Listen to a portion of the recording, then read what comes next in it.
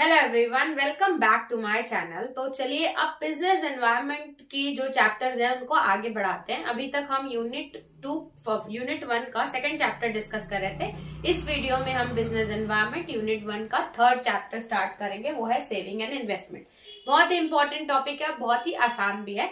इसमें हम पढ़ने वाले हैं सेविंग और इन्वेस्टमेंट के बारे में। आज की वीडियो में मैंने 8 मार्क्स का क्वेश्चन डिस्कस किया है। आज की वीडियो में जो हम टॉपिक देखने वाले हैं वो ये है मीनिंग ऑफ सेविंग। सेविंग की मतलब क्या होता है, रेट ऑफ सेविंग, इसके साथ साथ सोर्सेस ऑफ सेविंग, सेविंग कहाँ से होती है, उसके बाद सिग्निफिकेंस ऑफ सेविंग। ये 4 पॉइंट हमने डिस्कस किए हैं। तो चलिए स्टार्ट करते हैं समीनिंग ऑफ सेविंग से। सेविंग का मतलब क्या होता है, ये बात याद रखिएगा कि सेविंग यानी कि हम लोग जो घर में से हमारी सैलरी से या कहीं कुछ मिल जाता है, सैलरी भी हटा दीजिए तो कभी हम अपने कुछ कुछ पैसे बचाते हैं, उनको खर्चा ना करके, वो सेविंग। लेकिन वो तो सेविंग है, मतलब वही है, लेकिन इसमें हम पूरी इंडिया या बड़े पर्सपेक्टिव से सेविंग को पढ़ने वाले कि कैसे जो सेविंग्स होती है वो इंडिया की इकोनॉमी को चलाने के लिए कैसे कंट्रीब्यूट करती है। तो सबसे पहले जाते हैं सेविंग वर्ड का मतलब क्या होता है। सेविंग वर्ड क्या है, सेविंग का मतलब ये है कि जब आप अपने इनकम का पूरा जो पैसा है वो एक्सपेंडिचर, खर्चा ना करके कुछ पार्ट आप नॉन एक्सपेंडिचर के लिए रखते हो, यानी कि आप उसको आपके खर्चों में इंक्लूड नहीं करते, कुछ पार्ट उसको अलग करते हो जो खर्चा नहीं होने वाला है, उस पार्ट ऑफ इनकम को हम सेविंग बोलते हैं। तो आप उसकी मीनिंग कैसे लिखेंगे, means that part of income, यानी कि इनकम का वो हिस्सा विच इज नॉट स्पेंड, जिसको हम खर्चा नहीं करते हैं, नॉट स्पेंड ऑन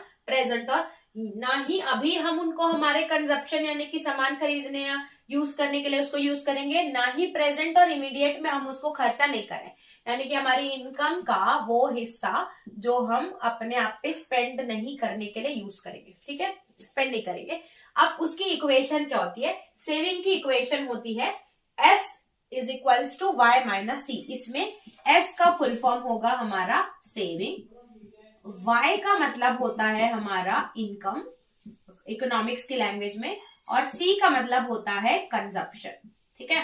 तो इसका फॉर्मूला कैसे बन जाएगा, saving is equals to, saving का मतलब क्या होता है, इनकम में से अगर हम अपने खर्चे माइनस कर दें, इनकम Y में से अगर हम कंजप्शन C माइनस कर दें, तो जो बचता है वो हमारी क्या होती है, सेविंग होती है, ठीक है।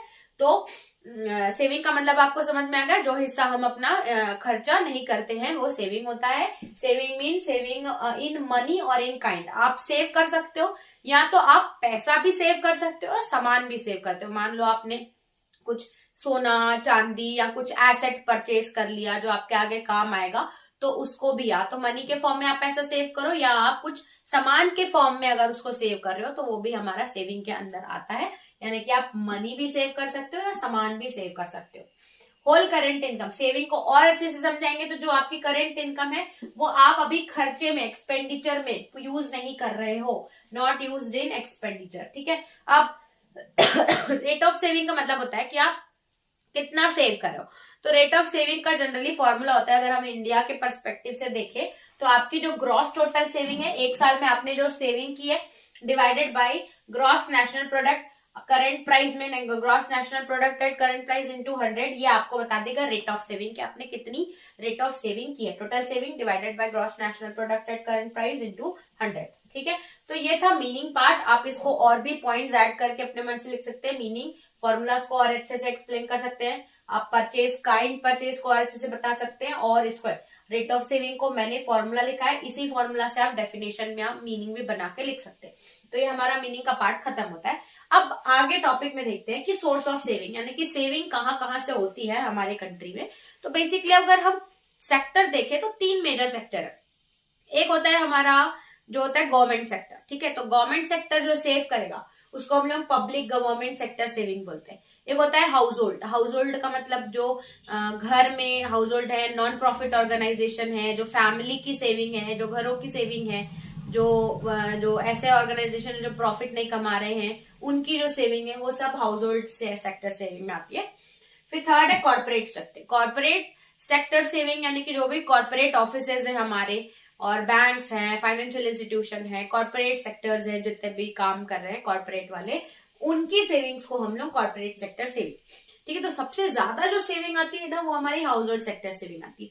तो हाउस होल्ड सेक्टर यानी कि फैमिली, नॉन प्रॉफिट ऑर्गेनाइजेशन, घर में जो सेविंग हो रही है उनको कंट्रीब्यूट किया जाए तो हाउस होल्ड सेक्टर सेविंग आएगा। And the money which is saved by government, central government, state government, government में पब्लिक ऑफिसेज भी आते हैं जैसे कि रेलवे है, पोस्टल सर्विसेज है, ये जो पैसा सेव कर रहे हैं that also comes under public sector saving. Third part आता है corporate sector saving. Corporate sector saving includes all the companies, जो कंपनी काम कर रही है, प्राइवेट लिमिटेड कंपनीज हैं, जो पब्लिक सेक्टर कंपनीज नहीं है वो हैं, बैंक्स हैं, उनकी सेविंग को हम कॉर्पोरेट सेक्टर सेविंग बोलते हैं। 3 सोर्सेज ऑफ सेविंग है, एग्जाम में कभी कभी पूछता है। अब बात करते हैं सिग्निफिकेंस ऑफ सेविंग की, यानी कि सेविंग का टॉपिक हम क्यों पढ़ रहे हैं, व्हाई सेविंग इज इंपॉर्टेंट। तो हमको पता होगा कि जो पैसा हम सेव करते हैं वो कहीं ना कहीं आपको कहीं ना कहीं यूज आएगा आगे। तो यानी कि आप दूसरों पे डिपेंडेंट नहीं रहते अगर सेविंग है हमारे पास। तो इंडिया में भी ऐसा है, अगर इंडिया के पास बराबर सेविंग है तो इंडिया सेल्फ रिलायंस है, यानी कि इंडिया खुद पे डिपेंडेंट है, उनको बाकी किसी कंट्रीज पे किसी पे डिपेंडेंट होना नहीं पड़ेगा। तो पहली इंपॉर्टेंस ऑफ सेविंग ये बनेगी कि इट प्रोवाइड सेल्फ रिलायंस, ठीक है, वो हम अपने डेवलपमेंट के लिए हम खुद पे भरोसा कर सकते हैं, निर्भर रह सकते हैं, ठीक है। और जो भी डोमेस्टिक सेविंग हो रही है, जितनी भी घरों में सेविंग हो रही है वो इकोनॉमिक डेवलपमेंट में ऐड करती है। क्यों? क्योंकि उसमें जो रेट ऑफ उनके हाथ में जो मनी है, कैश इन हैंड है, वो इंक्रीज हो जाता है, जिससे उनका परचेजिंग पावर भी स्ट्रांग होता है। और दूसरी बात, ये जो सेविंग है ये बैंक्स में सेव रहती है, तो बैंक्स उस पैसे को यूज करती हैं और मार्केट में सप्लाई करने के लिए, पैसा जनरेट करने के लिए। और आपको ये भी पता होगा कि जो ये सेविंग है ये आपका इनकम को इंक्रीज करता है। या बोला जाए कि जब आप सेव करते हो तो सर्टेन % इंटरेस्ट जो है आपको चार्ज मिलता है, तो कहीं ना कहीं वो और वैल्यू ऐड कर रहा है हमारे पैसे में। तो ये है। और दूसरी बात देखा जाए कि ये जो सेविंग है ये इकोनॉमिक ग्रोथ, कंट्री की ग्रोथ में बहुत ज्यादा मदद करता है, क्योंकि वो पैसा है और वो पैसा मल्टीप्लाई हो रहा है in the form of interest, ठीक है। तो ये हम बोल सकते हैं important of saving, significance of saving मतलब इंपॉर्टेंस ऑफ सेविंग। तो इस वीडियो में हमने 3 टॉपिक डिस्कस किए हैं, 3 या 4। या मीनिंग ऑफ सेविंग मैंने आपको बताया, रेट ऑफ सेविंग, फिर कहाँ से सेविंग होती है, सोर्सेज ऑफ सेविंग, फिर सिग्निफिकेंस ऑफ सेविंग।